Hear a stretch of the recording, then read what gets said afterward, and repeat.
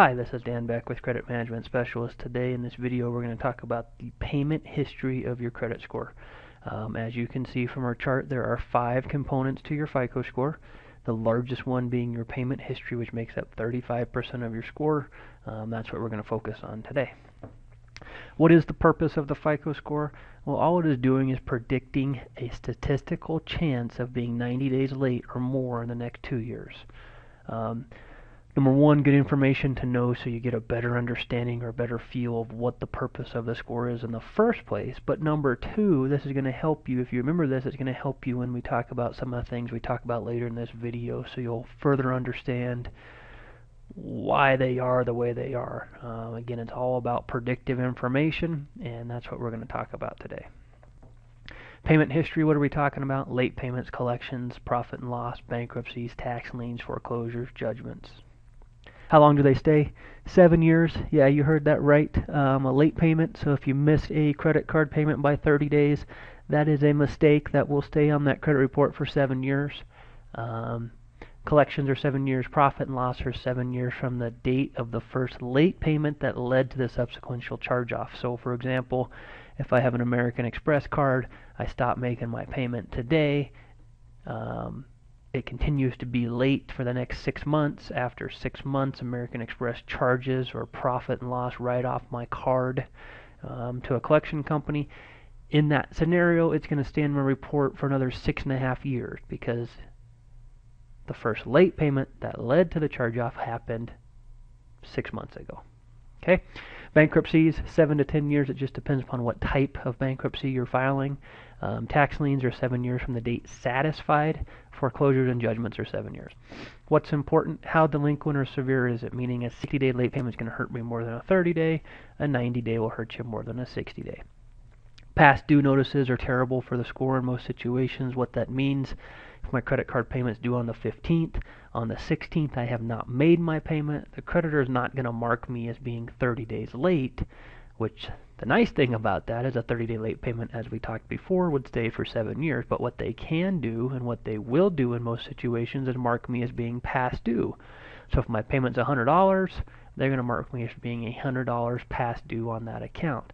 Has a severe negative impact to my score in most situations. So the thing to be careful of is if I was going out and applying for something, a credit card, a car loan, a house loan, whatever it may be, my scores are going to dramatically suffer in most situations up until that date that I bring that account current. Once I bring it a current, there's no long-term negative effect. The score rebounces right back to where it was based upon how many points I was losing for that past due.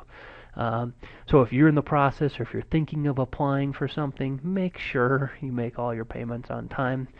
Stay away from having any past due notices. And then also the other important factor in there is how recent is it? Was it a 30-day late payment today is going to hurt me a lot more than a 30-day late payment a year from now, or 2 years ago, or 4 years ago. Okay, they all can stay on the report for 7 years, but over time, the further I get away from that negative incident, the less it's hurting my score. Couple myths. Paying a collection will remove it from my credit report. Unfortunately, paying a collection will just update my credit report to show a zero balance. Okay, it's not going to take the collection off my report. Another one, paying a collection will dramatically improve my score. Again, the purpose of the score is predicting the statistical chance of being 90 days late in the next 2 years. Now, if the purpose of the FICO score was predicting the statistical chance of me paying a collection, well, then that would be fantastic advice to go pay all your collections, and all of a sudden your scores would shoot dramatically higher. Unfortunately, that's not what we're dealing with. You're being punished for the incident, meaning the collection. Having the collection is what you're being punished for, not necessarily the balance. So paying a collection will have a neutral or moderate improvement in most situations. Okay, paying late on a high dollar amount payment will hurt my score more than a small one. Incorrect information, doesn't matter the size of the payment. So $100 payment is not going to hurt you more than a $500 payment or vice versa. It just matters, is it on time or is it 30 days late? It's not an issue of how high the dollar is, meaning it would hurt me more if it was a higher payment. And then a foreclosure is worse for your FICO score than a short sale.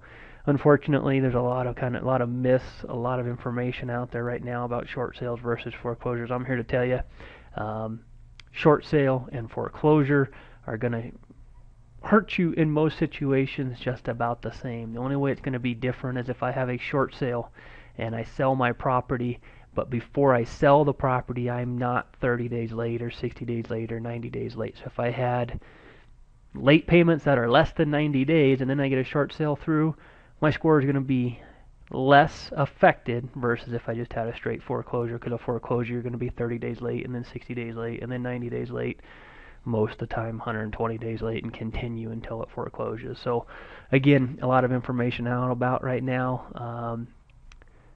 Unfortunately, most of it's incorrect. There is no special coding for a short sale in my FICO score. If there's no special coding, then that means it's not treated differently from anything else. So it's treated as a settlement in most situations. That concludes our piece, or our video on the payment history. Hope you enjoyed it. If you have any other questions or any other information you're looking for, feel free to jump on our website, CMS.consultants.net. There's educational information on there you can get involved in. Also, if you like, on our website we have a monthly newsletter. More than welcome to sign up there to become a member of that list, and then you'll get that emailed to you on a monthly basis as we write new newsletters. Thank you.